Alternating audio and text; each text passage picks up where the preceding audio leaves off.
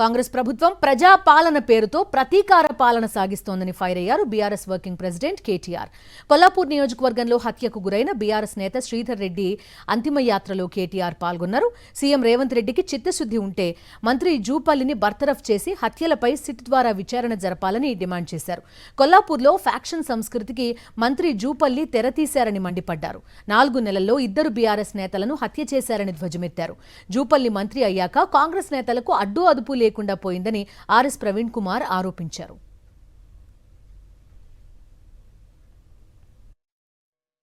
జనవరిలో మల్లేష్ యాదవ్ మృతికి కారణమైనారు. మరి ఈరోజు శ్రీధర్ రెడ్డి గారి మృతికి కూడా కారణమైనారు. ఒకటే నియోజకవర్గంలో 4 నెలల వ్యవధిలో 2 హత్యలు జరిగినాయంటే మరి మంత్రి గారి ప్రోద్బలం లేకుండా, మంత్రి గారి ప్రమేయం లేకుండా ఆయన అనుచరులు ఇంత దారుణాలకు తెగబడరు.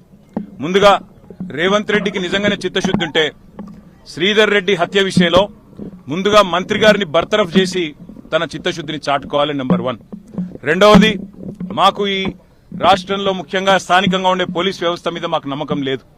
ఖచ్చితంగా అయితే ఒక స్పెషల్ ఇన్వెస్టిగేషన్ టీం వేసి ఎంక్వైరీ చేయడమా, లేదా ఒక వరుస హత్యల మీద ఒక జ్యుడిషియల్ ఎంక్వైరీకి కాల్ చేయడమా, ఈ రకంగానన్నా ప్రభుత్వం తన చిత్తశుద్ది చాటుకోవాలి. ఒకవేళ నిజంగానే ఇందులో ప్రభుత్వ పాత్ర లేకపోతే, మంత్రి పాత్ర లేకపోతే నిష్పక్షపాతంగా విచారణ జరగడానికి సహకరించాలి.